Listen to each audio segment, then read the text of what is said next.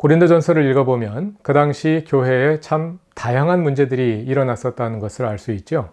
그 가운데는 오늘날 한국교회와 비슷한 점들도 많이 있고요. 어떻게 해서 그런 문제들이 일어나게 됐을지, 그리고 바울은 그에 대해서 어떤 목회적인 답을 주고 있는지 차근차근 살펴보기로 하겠습니다.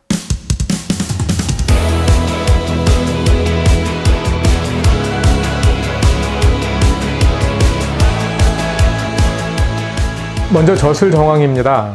고린도전서가 어디에서 기록되었는지는 이 편지의 끝부분에 명시되어 있습니다.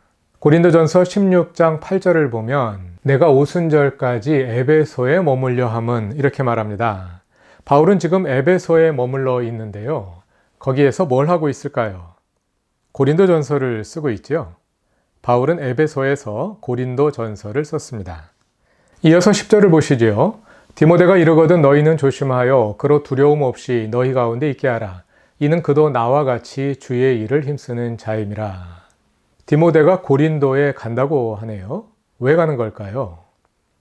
아마도 디모데가 고린도전서를 가지고 가는 것이겠지요. 그 당시에는 우체국 시스템이 없었습니다. 택배나 퀵서비스도 없었습니다. 편지를 쓰면 아는 사람을 통해 개별적으로 전달할 수밖에 없었는데요. 16장 10절을 볼 때 고린도전서를 디모데가 전달했음을 알 수 있습니다. 같은 내용이 4장 17절에도 나옵니다. 이로 말미암아 내가 주 안에서 내 사랑하고 신실한 아들 디모데를 너희에게 보내었으니 그가 너희로 하여금 그리스도 예수 안에서 나의 행사 곧 내가 각처 각 교회에서 가르치는 것을 생각나게 하리라. 디모데는 고린도 교회의 공동 설립자로서 바울의 편지를 전달했을 뿐만 아니라 가서 교회를 가르치고 돌보는 역할까지 맡아서 보냄받은 것을 알 수 있습니다. 지도를 보시죠. 고린도와 에베소는 에게해를 사이에 두고 비교적 가까운 거리에 있습니다. 게다가 에게해는 육지 사이에 있어서 비교적 잔잔한 바다이기 때문에 배가 다니기에 좋았습니다. 아마도 디모데가 편지를 가지고 배를 타고 갔을 것으로 짐작할 수 있겠습니다. 자, 이렇게 고린도전서를 쓴 장소는 에베소임이 분명한데요. 바울은 언제 이 편지를 쓴 걸까요? 바울이 언제 에베소에 갔는지 찾아보면 되겠지요. 제1차 전도 여행부터 다시 살펴보기로 합시다. 1차 전도 여행은 키프로스와 터키 남부를 대상으로 이루어졌습니다. 에베소에는 가지 않았으므로 이때 쓴 것은 아닐 것입니다.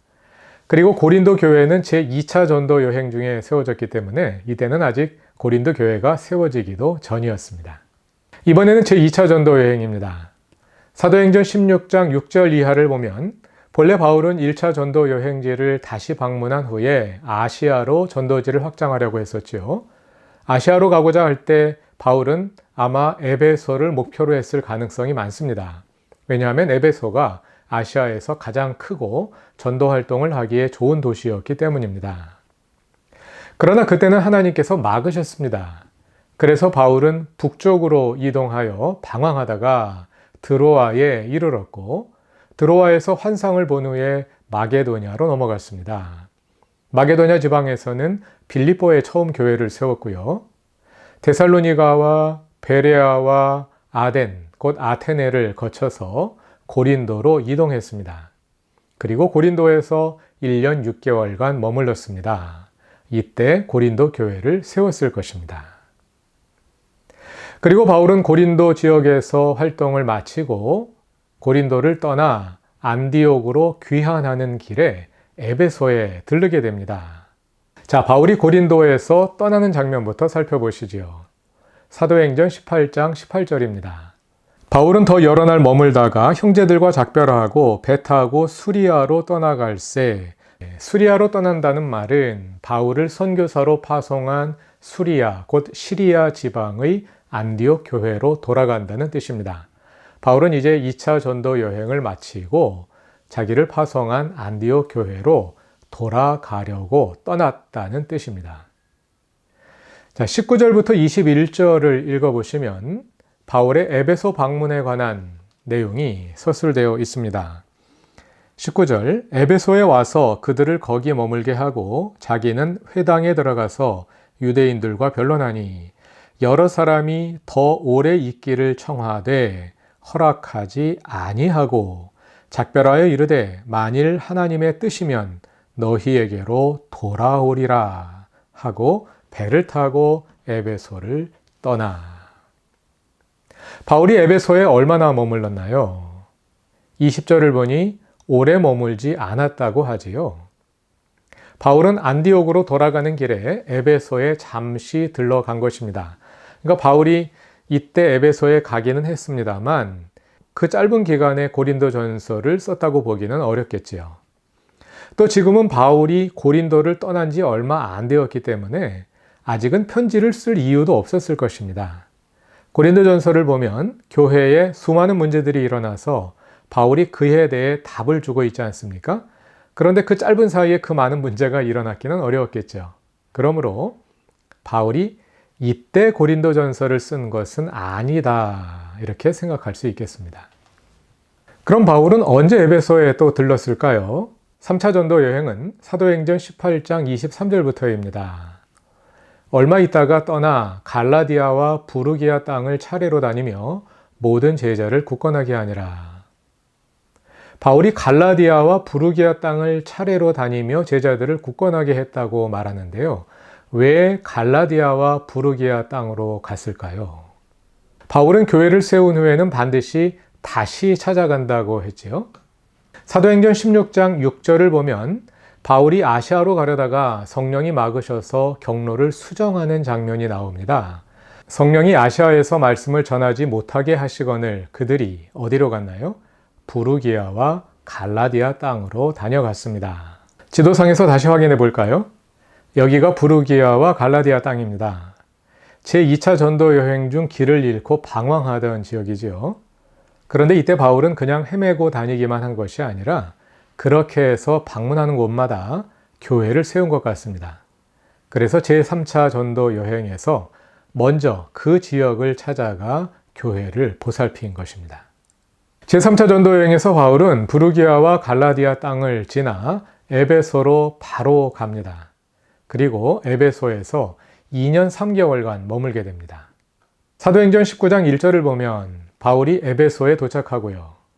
2년 3개월간 머문 것은 8절과 10절에서 확인할 수 있습니다. 8절을 보시면 바울이 회당에 들어가 석 달 동안 담대히 하나님 나라에 관하여 강론하며 권면하되 석 달 동안 강론했지요.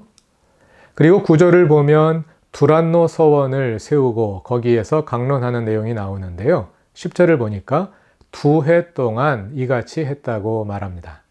그러니까 회당에서 강론한 것이 석 달, 두란노 서원에서 강론한 것이 2년, 합하면 2년 3개월이 되겠지요. 2년 3개월이나 머물렀으므로 편지를 쓸 수 있는 여유가 충분했을 것입니다. 그리고 그 기간에 고린도 교회에서도 많은 일이 일어났을 것이고요. 그래서 고린도 전서를 써보내야 할 필요성도 생겨났을 것입니다. 바로 이 기간, 제3차 전도 여행 중에 에베소에 2년 3개월간 머물고 있을 때 바울이 고린도 전서를 썼겠구나 하고 알아낼 수 있습니다. 사도행전을 보면 그 이후에 다시 바울이 에베소에 돌아왔다는 기록은 없습니다.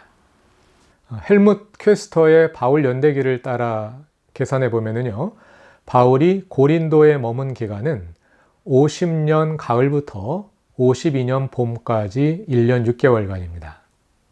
그리고 에베소에 머문 기간은 52년 가을부터 55년 봄까지입니다. 학자들에 따라서는 그 기간을 1년 정도 뒤로 잡기도 합니다. 그러니까 에베소에 들어간 것이 53년 봄이나 가을쯤이었을 것으로 보는 것이죠. 고린도전서를 읽어보면 바울이 고린도를 떠난 후에 교회 내에 많은 문제들이 일어난 것을 알 수 있습니다. 바울이 고린도를 떠난 것이 52년 봄이었으니까 그런 문제들이 일어나려면 그로부터 시간이 좀 지났어야 하겠죠. 그러니까 에베소에 들어간 직후에 초기에 고린도전서를 기록했다기보다는 에베소에 머문 기간이 좀 지난 후에 에베소 체류 중기나 후기경에 고린도전서가 기록되었을 것으로 생각할 수 있겠습니다. 여기서 잠깐 바울의 에베소 목회의 의미에 관해 생각해 보면 좋을 것 같습니다. 지도에 보시는 도시들은 바울이 제1차 전도 여행과 제2차 전도 여행 중 방문하여 교회를 세운 것들입니다. 1차 전도 여행에서는 터키 남부 지역에, 그리고 2차 전도 여행에서는 터키 북부 지역과 유럽을 방문하여 복음을 전했지요. 에베소는 그 지역들의 한 가운데에 있습니다. 바울은 먼저 외곽 지역들의 교회를 세운 후에 중심으로 가서 오래 머물면서 먼저 세운 교회들을 관리하고 또 새로운 선교 사역들을 펼쳐간 것입니다. 에베소를 중심으로 이루어진 제3차 전도 여행은 1, 2차 여행과는 성격이 좀 다릅니다. 1차 전도 여행과 2차 전도 여행은 문자 그대로 여행하는 과정에서 전도 활동이 이루어졌습니다. 바울이 한 지역에 찾아가서 그 지역의 복음을 전하면서 머물고 또 어느 정도 시간이 지난 다음에 다른 지역으로 이동해서 그 지역에 교회를 세우고 이런 식으로 계속 여러 지역을 이동해 가면서 교회를 세웠습니다. 그러나 3차 전도 여행의 성격은 다릅니다. 3차 전도 여행은 그 기간의 대부분을 에베소에 머물렀어요. 3차 전도 여행 중에 바울이 이동한 그 동선을 지도에 표시해 보면 2차 전도 여행과 3차 전도 여행에 큰 차이가 없습니다. 그러나 성격이 많이 달라요. 2차 전도 여행은 한 지역에 가서 복음을 전하고 또 다른 지역에 가서 복음을 전하고 또 다른 지역에 가서 복음을 전하고 이렇게 차근차근 복음을 전하면서 이동한 과정이라면 3차 전도 여행은 에베소로 바로 가서 오랫동안 머물다가 또 에베소에서 예루살렘으로 바로 돌아간 거예요. 그러니까 3차 전도 여행의 대부분의 기간은 에베소에서 이루어졌고 많은 거리를 이동하긴 했습니다만 그것은 짧은 기간에 그야말로 이동을 위해서 이동을 한 거죠. 그래서 어떤 성서학자들은 3차 전도 여행을 전도 여행이라고 부르는 것은 별 의미가 없다. 이렇게 보는 분들도 있습니다. 그것은 이름을 붙이기에 나름입니다만 어쨌든 성격이 많이 달랐다 하는 것은 우리가 분명히 확인할 수 있겠습니다. 제1차 전도 여행과 2차 전도 여행은 안디옥 교회가 바울을 파송했어요. 그래서 바울은 전도 여행을 마친 다음에는 항상 안디옥 교회로 돌아갔습니다.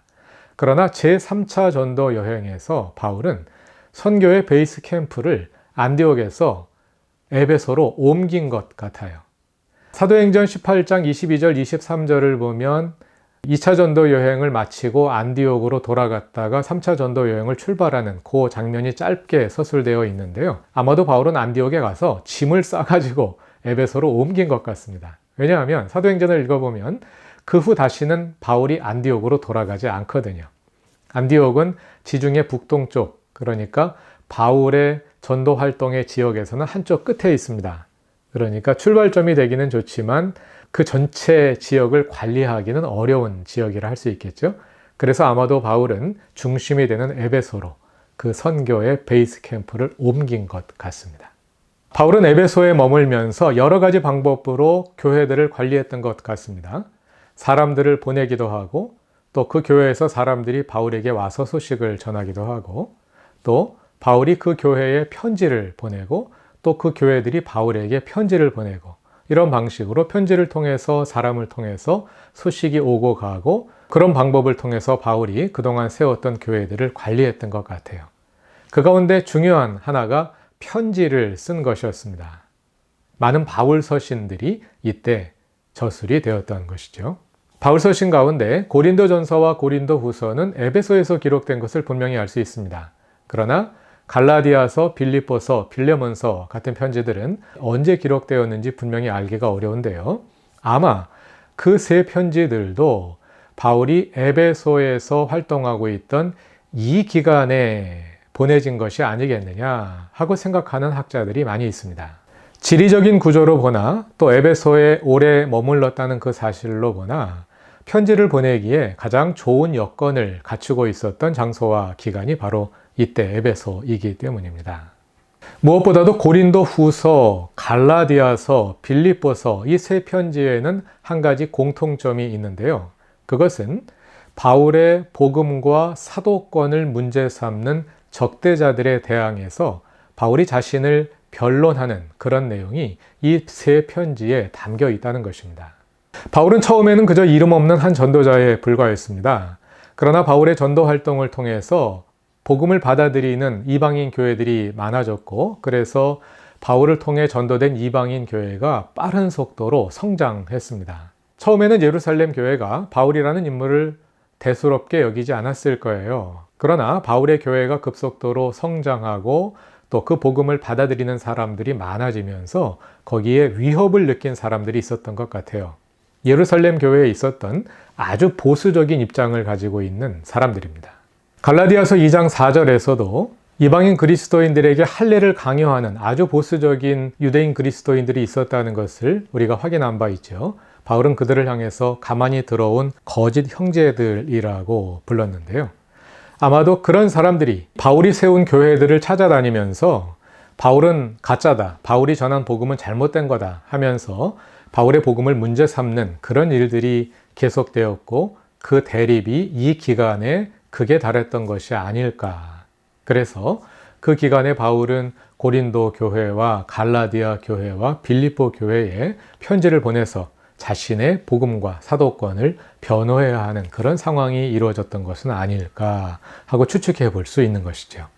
여기서 잠깐 바울의 사역을 하나님의 계획과 관련지어 생각해 보면 좋을 것 같습니다. 바울은 애초에 터키 남부 지역의 교회를 세운 후에 그보다 서쪽인 아시아로 선교를 확장할 계획을 가지고 있었습니다. 그러나 알 수 없는 이유로 성령이 막으셨고, 그로 인해 바울은 길을 잃은 채 오랜 방황의 기간을 보내게 됩니다. 그러다가 유럽으로 건너가죠. 하나님은 왜 바울이 아시아, 곧 에베소에 가지 못하게 막으셨을까요? 하나님은 바울과 다른 계획을 가지고 계셨습니다. 하나님의 뜻은 바울이 에베소로 가지 못하도록 막으시는 것이 아니었습니다. 그게 아니라 하나님은 에베소를 사용하시려는 특별한 뜻을 가지고 계셨습니다. 아직 그 때가 아니었을 뿐입니다. 하나님의 계획 속에서 에베소는 그저 여러 전도지들 가운데 하나에 불과한 것이 아니라 바울의 선교 사역을 위한 새로운 베이스 캠프였습니다. 그래서 하나님은 그분이 정하신 때에 그분이 뜻하신 그 일을 이루셨던 것입니다. 여러분들의 신앙 경험 속에서도 그런 일들이 있지 않았었나요?